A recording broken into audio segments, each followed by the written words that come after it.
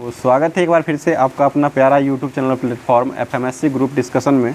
तो जैसा कि दोस्तों जानते हैं कि यहाँ पर जो बीपीएससीएल का जो क्लास अभी वर्तमान में जो बीएसपीएचसीएल का जो अभी वर्तमान में क्लास करवाया जा रहा है, जो कि चैप्टर नंबर 2 अभी वर्तमान में हो रहा है और क्लास जो हो चुका है 10 क्लास ये अभी हमारी टीमों के द्वारा करवा दिया गया है। इसमें आप लोग का बहुत ही अच्छा रिस्पॉन्स भी आ रहा है और ये समझने में थोड़ा कठिनाई हो रही है, लेकिन धीरे धीरे अगर समझते हैं बातों को तो आपको अच्छा होने वाला है। और साथ साथ ये टॉपिक ऐसा ही टॉपिक ही है कि आपको समझने में थोड़ा परेशानी होगी, लेकिन धीरे धीरे समझने के बाद आपको हमेशा ये सही लगने लगेगा। तो कोशिश कीजिए थोड़ा थोड़ा ही करके और थोड़ा थोड़ा करके ही क्लास यहाँ पर अभी वर्तमान में दिया जा रहा है।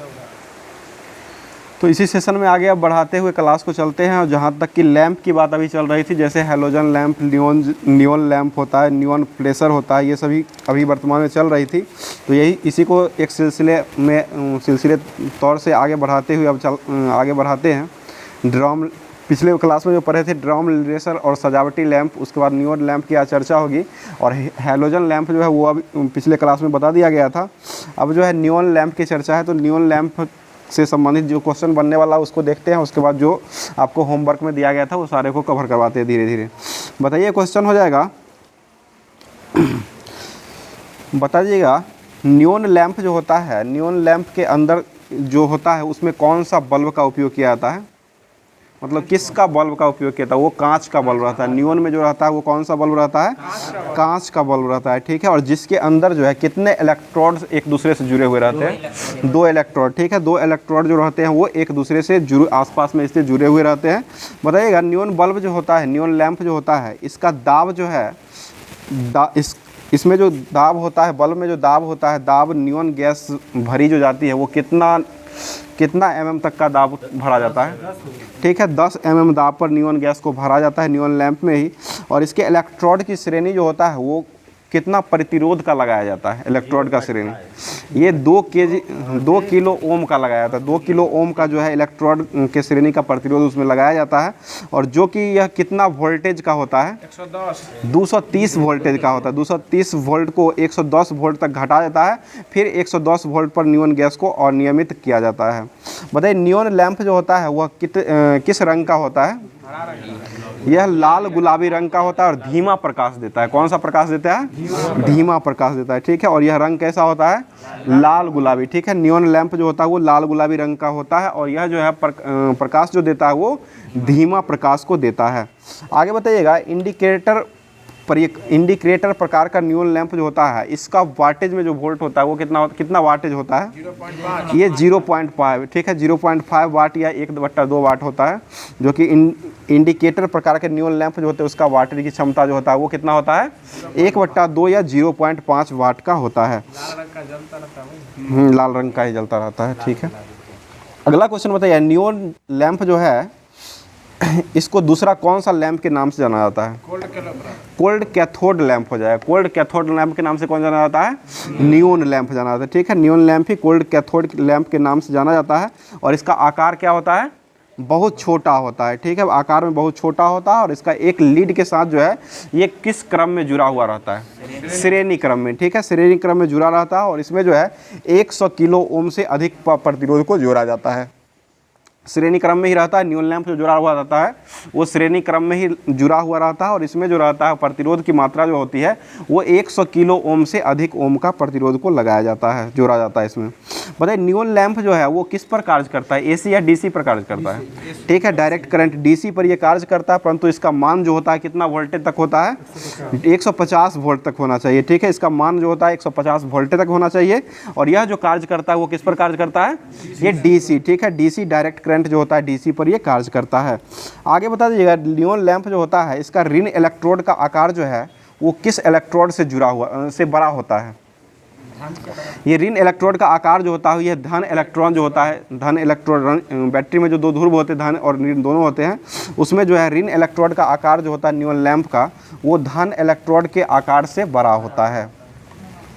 अगला क्वेश्चन बताइएगा, इसे संकेतन यानी कि इंडिकेटर लैंप भी, संकेतन लैंप या इंडिकेटर लैंप भी कहा जाता है। और यह जो है एक प्रकार का नियॉन लैंप जो है एक प्रकार का गैस डिस्चार्ज लैंप है। ये भी ध्यान रखिएगा, कौन सा लैंप हो जाएगा ये, तो एक प्रकार का गैस डिस्चार्ज लैंप हो जाएगा। और इसको उपयोग जो करते हैं कौन से लैंप में किया जाता है, संकेतन में किया जाता है, संकेतन या इंडिकेटर में इसका उपयोग किया जाता है। बताइए इसकी क्षमता जो होता है, दक्षता, वो दक्षता कितना होता है, ये 50 से 56 ल्यूमेन प्रति वाट होता है। ठीक है, नियॉन लैंप का जो दक्षता होता है वो कितना होता है, 50 से 56। ठीक है, 50 से 56 ल्यूमेन प्रति वाट होता है। मात्रक भी ध्यान रखिएगा, ल्यूमेन प्रति वाट इसका मात्रक हो जाएगा। और इसकी दक्षता जो होती है वो 50 से 56 ल्यूमेन प्रति वाट का होता है। आगे क्वेश्चन बताइएगा, इसकी कार्यकारी आयु जो होता है, नियॉन लैंप जो है इसकी कार्यकारी आयु जो होता है वो कितने घंटे तक चलता है, ये 50,000। ठीक है, 50,000 घंटे तक जो है इसका सबसे ज़्यादा जो है इसका कार्यकारी आयु होता है। अगला क्वेश्चन, नियॉन साइन ट्यूब जो होता है वो जो होता है इसकी लंबाई जो होता है वो कितना से कितना तक होता है, 1 से 5 मीटर। ठीक है, 1 से लेकर के 5 मीटर के बीच में लंबा होता है। और यह जो 10 से 20 मिलीमीटर व्यास का एक कांच की नली के द्वारा बनाया जाता है। इसको ध्यान रखिएगा, यह जो होता है नियॉन साइन ट्यूब जो होता है यह 1 से 5 मीटर लंबा होता है। और यह जो है 10 से लेकर के 20 mm व्यास का एक कांच की नली में बनाई जाती है। अगला क्वेश्चन हो जाएगा, नियॉन साइन ट्यूब लैंप जो है यह जो है एक प्रकार का कोल्ड कैथोडी प्रारूपी लैंप के नाम से, जैसे नियॉन लैंप को कोल्ड कैथोडी प्रारूपी लैंप जाना जाता है, उसी तरह से नियॉन साइन ट्यूब लैंप जो है इसको भी एक प्रकार का कोल्ड कैथोड प्रारूपी लैंप के नाम से इसको जाना जाता है।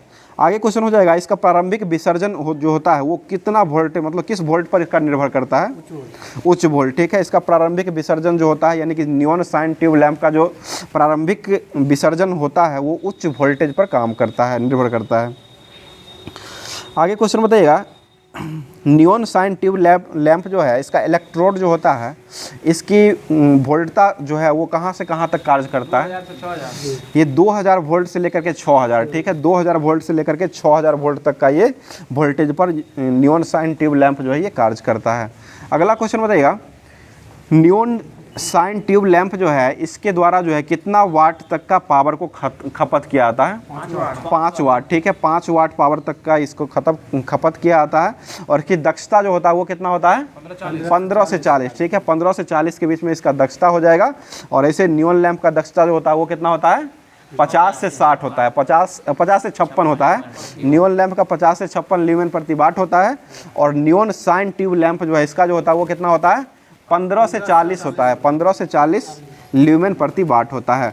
और इसका कार्यकारी आयु जो होता है वो कितना होता है, 10,000 घंटा होता है। ठीक है, उसका 50,000 नियॉन लैंप का जो था वो 50,000 घंटा हो जाएगा। और इसका जो नियॉन साइन ट्यूब लैंप जो है इसका कितना होता है, 10,000 घंटा होता है। दोनों ध्यान रखिएगा।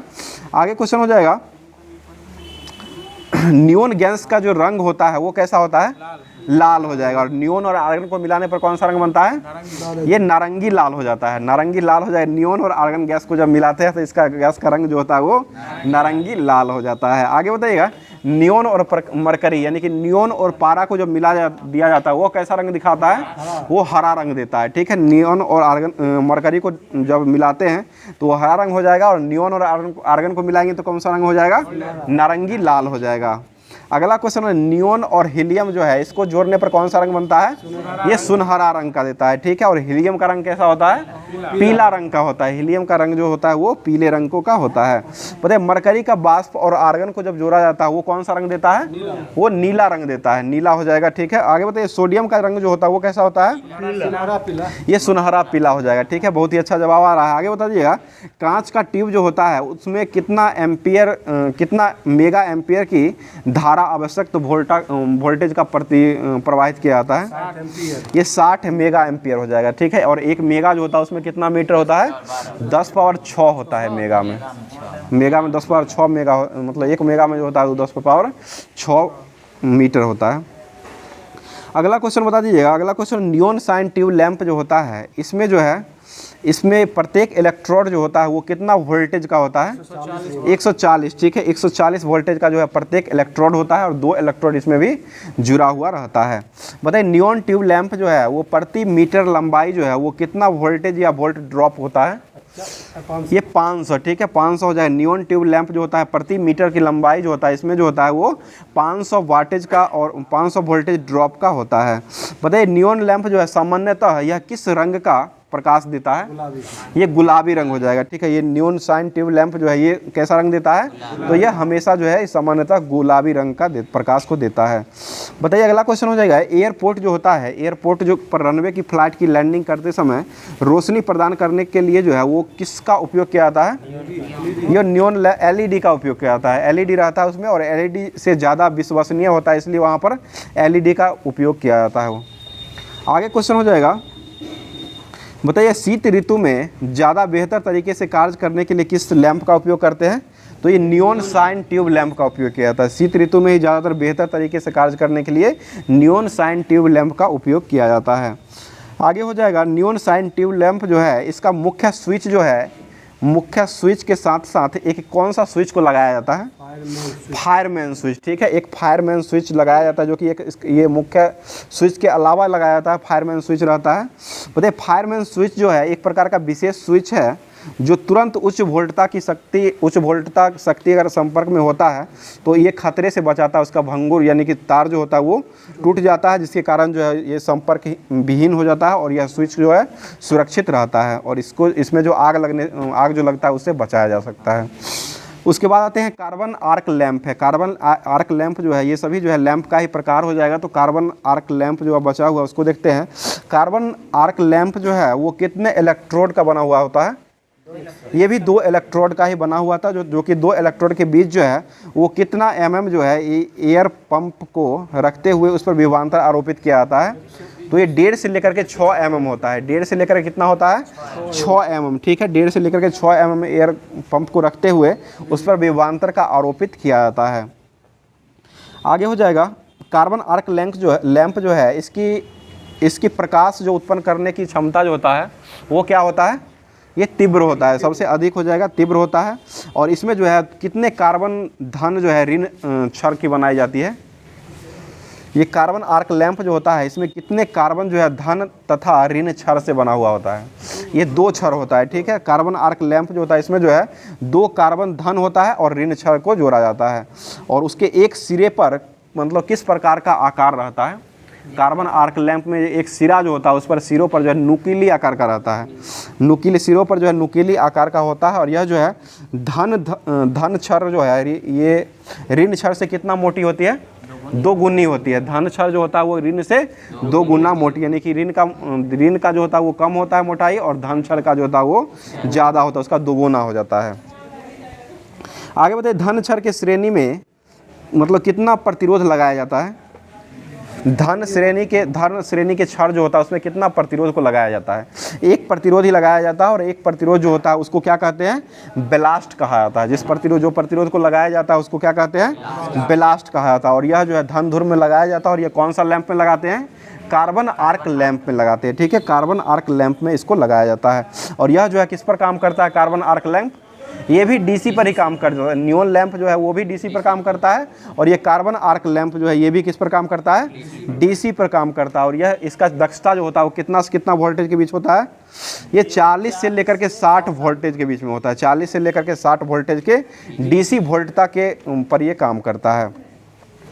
आगे बताइएगा, ये जो है कार्बन आर्क लैंप जो है इसका जो है प्रकाश है कितना % धन इलेक्ट्रोड से जुड़ा हुआ रहता है? मतलब कितना % धन भाग से देता है? ये 85% देता है। 85% धन इलेक्ट्रोड से देता है और 15% जो देता है वो ऋण इलेक्ट्रोड से देता है, जो कि ये जो हो जाएगा 10 हो जाएगा। और यह 5% केवल आर्क से देता है, ठीक है। दोनों प्रकाश से जो है जो मिलती है वो प्रकाश का जो 85% धन इलेक्ट्रोड से मिलता है, 10% मिलता है ऋण इलेक्ट्रोड से मिलता है और 5% जो मिलता है वो आर्क से प्राप्त होता है, जो कि यह जो है नियम कार्बन आर्क लैंप से प्राप्त, मतलब इसमें विभिन्न प्रकारों का ऐसे मिश्रण किया जाता है।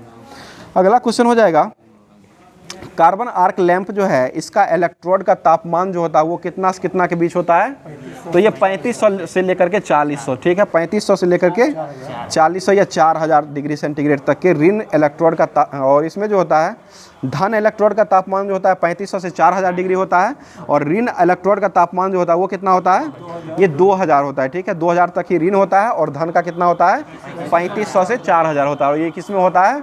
तो ये कार्बन आर्क लैंप में होता है, ठीक है, कार्बन आर्क लैंप में ही होता है। और इसमें जो है प्रकाश जो है धन इलेक्ट्रोड से कितना प्राप्त करता है, 85%, और ऋण से कितना प्राप्त करता है, 10% हो जाएगा। और कार्बन आर्क से जो है वो कितना प्राप्त करता है, 5% प्राप्त करता है, ठीक है। और इसमें जो है धन इलेक्ट्रोड का तापमान कितना होता है, 3500 से लेकर के 4000 होता है। धन का 3500 से 4000 होता है और ऋण का जो होता है वो 2000 के बीच में होता है। अगला क्वेश्चन हो जाएगा। और इसकी दक्षता जो होता है वो कितना होता है, दक्षता 20 ल्यूमेन प्रति वाट होता है, जो कि किसका होता है, कार्बन आर्क लैंप का होता है। कार्बन आर्क लैंप का जो दक्षता होता है वो कितना होता है, 20 ल्यूमेन प्रति वाट होता है। सबका अलग अलग हो जाएगा। जो कि नियोन लैंप का जो होता है वो वाटेज जो होता है दक्षता वो कितना होता है, नियोन लैंप का 50 से 56 होता है। नियोन का 50 से 56 हो जाएगा, जो कि ये सब बार बार पूछता है, इसको ध्यान में रखिएगा। नियोन लैंप की दक्षता जो होता है वो 50 से 56% हो जाए, 56 ल्यूमेन प्रति वाट होता है। और उसके बाद जो है नियोन साइन ट्यूब लैंप जो होता है उसमें कितना होता है, 15 से 40 होता है, 15 से 40 ल्यूमेन प्रति वाट होता है। और इसमें जो होता है आर्क, कार्बन आर्क में जो होता है उसमें कितना दक्षता होता है, तो ये 20 ल्यूमेन प्रति वाट होता है, ठीक है। तीनों का अलग अलग हो जाएगा। और इसका कार्यकारिणी आयु जो होता है वो कितने घंटों तक होता है, कार्बन आर्क का 100 घंटा, ठीक है। 100 घंटा तक का कार्बन आर्क का जो होता है वो 100 घंटे तक का कार्यकारिणी आयु होता है। बताइए इसका चमक जो होता है, कार्बन आर्क का जो चमक होता है वो कैसा होता है, चमक उच्चतम होता है। इसका चमक जो हो जाएगा उच्चतम होता है। और इसे जो है इसका उपयोग जो है किसमें किया जाता है, ये सिनेमा घर हो जाएगा, प्रोजेक्टर हो गया, उसके बाद सर्च लाइट, स्ट्रीट और फैक्ट्री, बड़े बड़े फैक्ट्री में लाइटिंग के लिए इसका उपयोग किया जाता है। लाइटिंग के लिए किसका उपयोग करते हैं बड़े बड़े फैक्ट्रियों में, तो ये कार्बन आर्क लैंप का उपयोग करते हैं, ठीक है। इसमें सिनेमा में भी उपयोग करते हैं, प्रोजेक्टर जो होता है उसमें उपयोग करते हैं, उसका सर्च लाइट जो होता है उसमें भी उपयोग किया जाता है। और स्ट्रीट लाइट होता है जो कि लगाया जाता है गाँव में, लगाया सड़क पर जो लगाया जाता है उसमें भी इसका उपयोग करते हैं। और बड़ा बड़ा फैक्ट्री जो होता है उसमें भी कार्बन आर्क लैंप का उपयोग किया जाता है। और सर्च लाइट जो है ये किस दर्पण का उपयोग करते हैं, इसमें अवतल दर्पण का उपयोग सर्च लाइट में किया जाता है, ठीक है। आगे क्वेश्चन बताइएगा, कार्बन आर्क लैंप जो है ये हानिकारक किरण मतलब कौन सा किरण को उत्पन्न करता है, अल्ट्रावायलेट किरण, ठीक है। पराबैंगनी विकिरण जिसे कहा था, अल्ट्रावायलेट किरण को कौन उत्पन्न करता है, तो ये लैंप करता है। ये कार्बन आर्क लैंप जो है यही उत्पन्न करता है, जो कि ये हानिकारक होता है। और अल्ट्रावायलेट किरण हो जाएगा यही उत्पन्न करने का काम करता है। उसके बाद आते हैं सोलर लैंप पर आते हैं, जो कि एलईडी जैसा एलईडी जो प्रकार होता है वो सोलर लैंप पर ही काम करता है। तो सोलर लैंप जो है एक प्रकार का कौन सा लैंप इसको कहा जाता है, ये पोर्टेबल लैंप कहा जाता है। सोलर लैंप जो होता है एक प्रकार का पोर्टेबल लैंप होता है, जो कि यह एलईडी लैंप जो होता है इसके फोटोवोल्टिक सेल में एक से अधिक रिचार्ज होने योग्य बैटरियों से मिल करके ये बना होता है।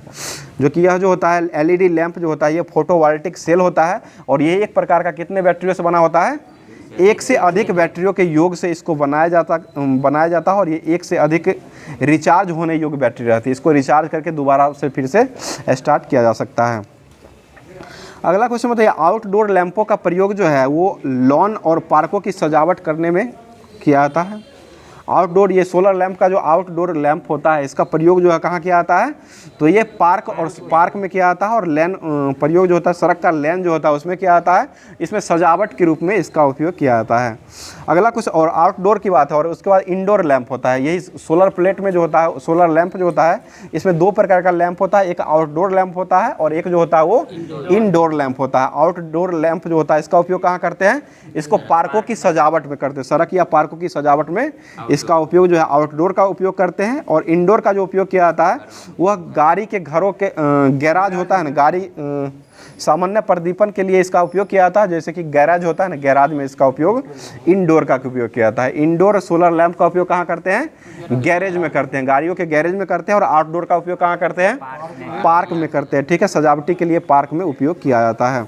अगला क्वेश्चन हो जाएगा, सजावटी के लिए प्रयुक्त सोलर लाइट जो है उसमें कितने बार उसमें जो है कई बार हॉलीडे थीम पर आधारित होता है। यह जो सजावट के लिए प्रयुक्त सोलर लाइट जो होता है यह जो हॉलीडे थीम होता है, एक हॉलीडे थीम के तहत ही उस पर आधारित रहता है। और आजकल जो है यह जानवरों की आकृति का मिला हुआ होता है। और स्विमिंग पूल के चारों ओर के क्षेत्रों में फुटपाथ पर आदि पर लगाया जाए, जैसे जानवरों का चेहरा जो होता है उसी आकार का यह होता है सजावटी लैंप। और यह जो है स्विमिंग पूल के चारों ओर क्षेत्र जो बना हुआ रहता है वहाँ पर इसका उपयोग किया जाता है।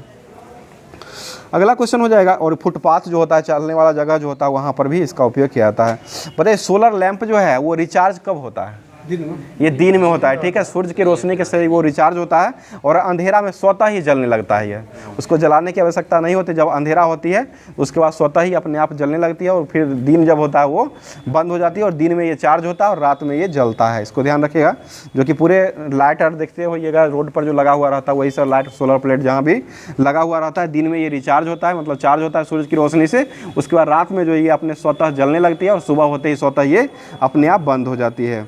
और पूरी रात इन लैंपों को जलना इसके दिन की भरी चार्जिंग पर ही निर्भर करता है। मतलब जिस तरह का मौसम रहता है उसी अनुसार से उसी पर निर्भर करता है। जैसे मौसम में अगर बारिश होती रहती है तो उस समय थोड़ा कम चार्ज होता है, जिसके कारण कम जलने लगता है।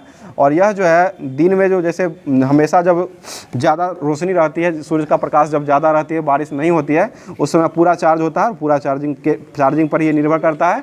जिस प्रकार ये चार्ज होता है, जितना देर चार्ज अच्छा से हो पाएगा उतना ही देर में ये उतना ही देर जलता है। और इसके डिस्चार्जिंग का समय, जैसे पूरे तरीके से अगर वो चार्ज हो जाता है तो इसका डिस्चार्जिंग का समय जो होता है वो कितने घंटों का होता है? ये 8 से 10, ठीक है, 8 से 10 पूरे तरीकों से सोलर लैंप जो है दिन में जब चार्ज हो जाती है तब उसके बाद जो है ये 8 से 10 घंटे तक का ये डिस्चार्जिंग होने का समय रहता है। यानी कि 8 से 10 घंटा मुख्यतः ये जलती है। अगला क्वेश्चन बताइए, और यह जो है ये नियंत्रण जो किया जाता है वो किस पर ये आधारित है? कौन से इसमें वोल्टेज का उपयोग किया जाता है? एसी या डीसी का उपयोग किया जाता है? ये डीसी रहता है, ठीक है, डीसी का ही उपयोग किया जाता है इसमें। अगला क्वेश्चन हो जाएगा, सोलर लैंप जो होता है, सोलर लैंप पोस्ट बाक बेज इलाइट, और यही सब में इसका उपयोग किया जाता है। इसका प्रयोग जो है मैदान, सड़क और आदि स्थानों पर किया जाता है। और यह लैंप जो है वातावरण के अनुकूल होता है, जो कि वातावरण को कोई यह हानि नहीं पहुंचाता है। जैसे भी सूर्य का रोशनी आता है उस रोशनी से ये चार्ज होता है और वातावरण पर इसका कोई इफेक्ट नहीं पड़ता है। ये वातावरण से भी अनुकूलित रहता है। और इसका अनुचरण जो होता है, अनुचरण जो होता है की आवश्यकता कम होती है। और इसका कार्यकारिणी आयु जो होता है वो कितने घंटों का होता है? ये 3000 घंटों का होता है, 30,000 घंटों का होता है।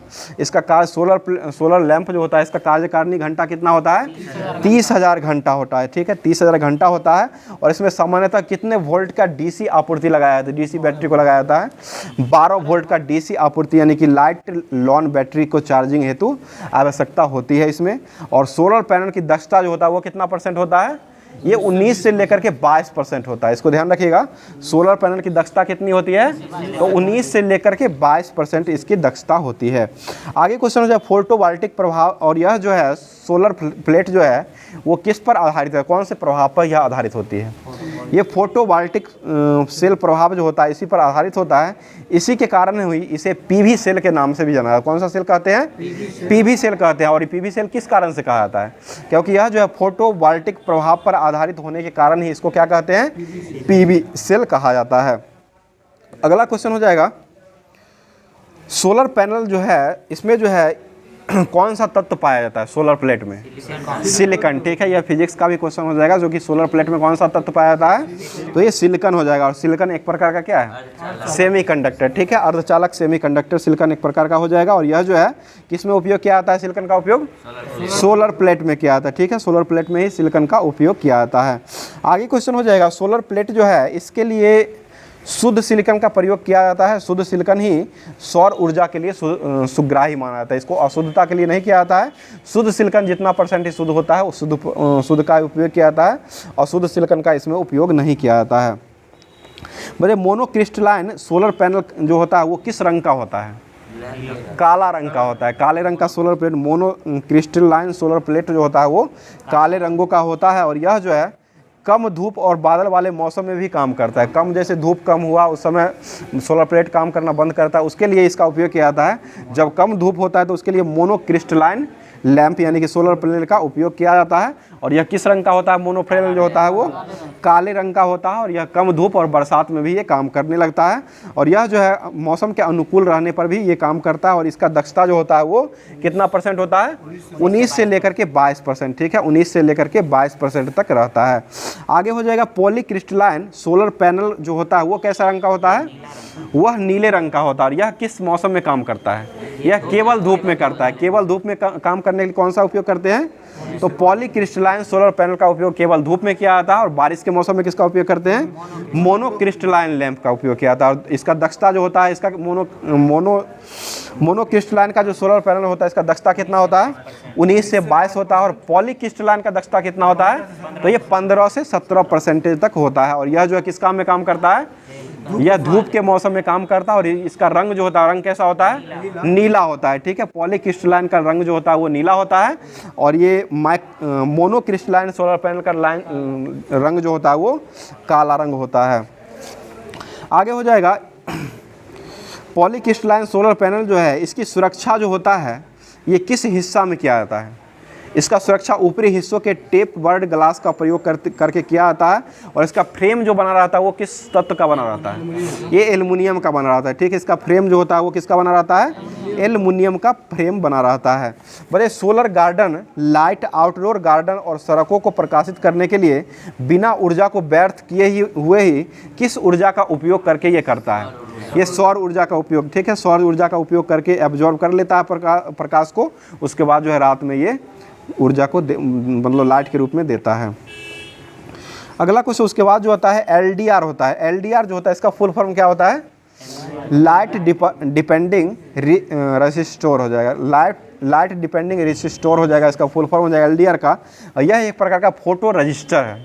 फोटो रजिस्टर हो जाएगा। और जो कि प्रकाश प्राप्त करने के लिए इसका प्रतिरोध घटता है। और सोलर लैंप हेतु ऑटोमेटिक स्विच में यह लगा रहता है। इसको ध्यान रखिएगा, सोलर प्लेट का जो ऑटोमेटिक स्विच रहता है उसमें कौन लगाते हैं? एलडीआर का उपयोग किया जाता है। ठीक है, एलडीआर के तहत ही एक प्रकार का फोटो रजिस्टर हो जाएगा। और इसका उपयोग जो है सोलर प्लेट में किसके लिए किया जाता है? कंट्रोल स्विच के लिए किया जाता है। कंट्रोल स्विच में यह लगाया जाता है। इसका प्रतिरोध जो होता है वो घटते रहता है। जो कि दिन में यह लैंप जो है बंद रहता है और रात में यह लैंप जो है अपने आप स्वतः चालू होता है। इसी का उपयोग ये स्विच के रूप में किसका उपयोग करते हैं? तो एलडीआर का उपयोग किया जाता है। जो कि एलडीआर जो है एक प्रकार का कंट्रोल स्विच के रूप में जाना जाता है। और यह जो है दिन में बंद रहता है और रात में स्वतः ही जलने लगता है यह स्विच। अगला क्वेश्चन हो जाएगा, आजकल हैलोजन लैंप, सोडियम लैंप और वेपर लैंप आदि के स्थान पर एक कौन सा लैंप का उपयोग किया जा रहा है? एक एलईडी का। ये सभी के जगह पर जो है ये एलईडी फ्लड लाइट का उपयोग किया जा रहा है। जो कि यह जो है कितना से कितना वाटेज है तो इस बनाई जाती है? यह 15 से वाट से लेकर के 350 वाट का बनाया जाता है। ठीक है, कितना बनाया जाता है? 15 से लेकर के और 350 वाट के वोल्टेज तक के लिए ये बनाया जाता है। यह जो होता है, और इसमें जो है कितना मतलब ऊर्जा जो है, कौन सी ऊर्जा इसमें संग्रहित रहती है? एसी डीसी में बताना है। एसी रहता है। ठीक है, इसमें एसी रहता है। और कितना वोल्टेज का रहता है? 230 वोल्टेज का रहता है। ठीक है, 230 वोल्टेज का उपयोग जो है वो एलईडी लाइट में किया जाता है। और यह जो है किस पर आधारित रहता है? एसी पर आधारित रहता है। और यह जो है कितना से कितना वाटेज के लिए बनाया जाता है? तो ये 15 से लेकर के 350 वाट का बनाया जाता है। और यह जो है 230 एसी वोल्टेज पर काम करता है। ये भी ध्यान रखिएगा, इसी पर संचालित रहता है। बताइए, इसके अंदर जो है एक प्रकार का रिएक्टिफायर परिपथ होता है जो आवश्यकता के अनुसार ही वोल्टेज को ये देता है और एलईडी लाइट प्रदान करता है। और इस लैंप का जो कार्यकारिणी आयु जो होता है वो कितने घंटे का होता है? ये 50,000 घंटा होता है। ठीक है, एलईडी लाइट का जो होता है, ये एलईडी लाइट का जो लैंप की कार्यकारिणी आयु जो होता है वो कितने घंटे होता है? 50,000 घंटे का होता है। और इसका शक्ति गुणांक कितना होता है? 0.95। ठीक है, शक्ति गुणांक जो होता है वो 0.95 यानी कि 1 के बराबर इसका शक्ति गुणांक होता है लगभग। आगे क्वेश्चन में सामान्यतः अर्कियली सीट का प्रयोग जो है वो किस में किया जाता है? ये एलईडी लाइट। ठीक है, अर्कियली सीट जो होता है इसका प्रयोग जो है ये एलईडी लाइट में किया जाता है। जो कि फ्लड लाइट लैंप के रूप में इसका उपयोग किया जाता है। अगला क्वेश्चन हो जाएगा, एलईडी जो है इसका ऑप्टिकल प्रॉपर्टीज जो होता है वो कैसा होता है? उत्तम होता है। ठीक है, और ऑप्टिकल प्रॉपर्टी जो होता है ये इसका उच्चतम हो जाएगा। जो कि लगा हुआ भी यहाँ पर रोशनी जो आपको मिल रहा होगा, प्रकाश जो अभी दिख रहा होगा, ये प्रकाश जो है एलईडी लाइट का ही हो जाएगा। और ये इसका गुण जो हो जाएगा, ये सभी जो होता है इसका गुणांक शक्ति जो होता है वो 0.95 होता है, लगभग 1 के बराबर हो जाएगा। और यह लैंप की कार्यकारिणी आयु जो होता है ये 50,000 घंटे होता है। मतलब 50,000 घंटे तक ये चल सकता है, बीच में ख़राब भी होता है, लेकिन 50,000 मुख्यतः 50,000 घंटे तक मैक्सिमम इसका उपयोग कर सकते हैं। अगला क्वेश्चन, एलईडी जो होता है इसका निर्माण करने के लिए किसका उपयोग किया था, किस ऑर्सेनाइड फॉस्फाइड का उपयोग करते हैं? इसमें जो गैलियम ऑर्सेनाइड फॉस्फाइड का उपयोग किया था, GaAsP, जैसे ये गैलियम ऑर्सेनाइड फॉस्फाइड का उपयोग जो है किसमें करते हैं? ये एलईडी लाइट में किया जाता है। और यह जो है एक प्रकार का अर्धचालक पदार्थ का बना होता है। गैलियम ऑर्सेनाइड फॉस्फाइड जो होता है ये एक प्रकार का अर्धचालक का बना होता है, एक प्रकार का अर्धचालक है ही ये। ऑर्सेनाइड जो होता है ये अर्धचालक का काम करता है। और यह जो है यह एलईडी होता है वो किस रंग का होता है? लाल और हल्का पीले प्रकाश देता है। लाल और हल्का पीले प्रकाश, जैसा सफेद भी देता है लेकिन मुख्यतः जो है ये लाल और हल्का पीला प्रकाश को देता है। आगे बताइए, यह जो गैलियम ऑर्सेनाइड जो होता है इसका रंग जो है, इसका रंग क्या देता है? गैलियम ऑर्सेनाइड जो होता है इसका रंग कैसा देता है? तो ये हरा और लाल प्रकाश देता है। ठीक है, गैलियम ऑर्सेनाइड का जो रंग होता है वो हरा और लाल देता है। और इस लैंप को कहाँ पर लगाया जाता है? ये छत की दीवार में लगाया जाता है, खंभे में, जैसे बोजार होता है देखते हैं ना, बोर्ड लगा देता है, बांस गाड़ देता है, गाछ में भी लगा देता है, कहीं पर भी इसको लगा करके स्थापित कर दिया जाता है। उसके बाद इससे बिजली दी जाती है, उसके बाद ये बल्ब जलने लगता है। और इसमें ऊर्जा जो है कितना, मतलब कैसे ऊर्जा खपत होती है? कम खपत होता है। इसका ऊर्जा जो है कम ही ऊर्जा इसमें लगता है और लाइट जो है ज़्यादा लाइट देती है ये। आगे हो जाएगा, इसका प्रयोग जो है कार्यशाला, उद्योगशाला, उद्योग, पार्क, स्टेडियम, सुरंग, बस, हवाई अड्डा, उसके बाद क्रिकेट का मैदान हो जाएगा, स्टेशन, हवाई अड्डा, अस्पताल, मॉल, ये सभी में जो है ये रेलवे में भी इसका उपयोग किया जाता है। एलईडी का ही उपयोग किया जाता है। और इस लाइट में सिंगल यूनिट ब्राइटनेस जो होता है वो क्या होता है? कम होता है। इसमें जो है सिंगल यूनिट ब्राइटनेस जो होता है इस रंग में, एलईडी में जो होता है वो इसमें कम होता है।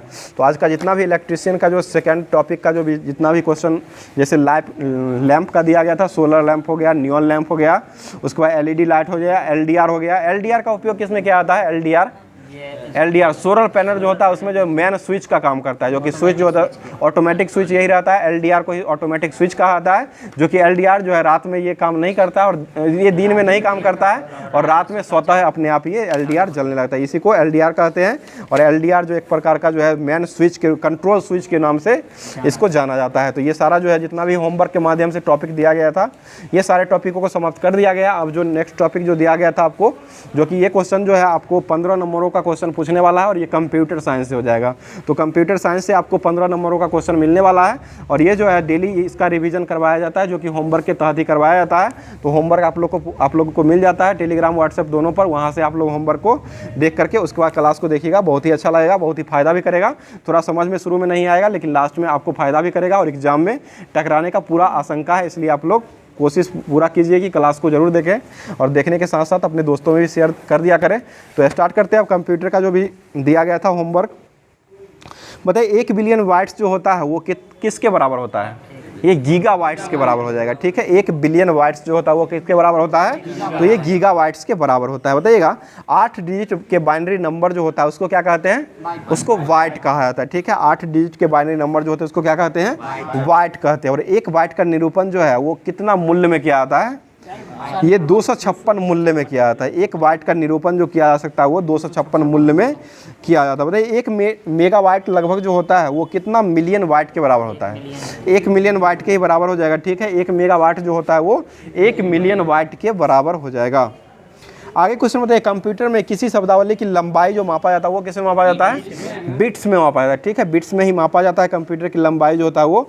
और 4 बिट्स बराबर जो होता है वो कितना निब्बल होता है? 1 निब्बल। ठीक है, 1 निब्बल में 4 बिट्स होते हैं। या 4 बिट्स जो होता है वो 1 निब्बल के बराबर होता है। बताइए कंप्यूटर डाटा की सबसे छोटी इकाई जो होता है उसको क्या कहते हैं? उसको बिट कहा जाता है। ठीक है, कंप्यूटर इकाई की सबसे छोटी इकाई जो होता है उसको क्या कहते हैं? बिट कहते हैं। दूसरा बिट नहीं मानिएगा, एक और बिट आता है। तो ये बिट जो हो जाएगा कंप्यूटर डाटा संबंधित हो जाएगा। वो बिट जो है वो जो आता है वो केमिकल के रूप में आता है, रासायनिक पदार्थ होता है। बताइए 1 किलोवाट जो बनता है वो कितना वाट से बनाया जाता है? 1 किलोवाट। ठीक है, 1024 वाट से ही 1 किलोवाट बनाया जाता है। और कंप्यूटर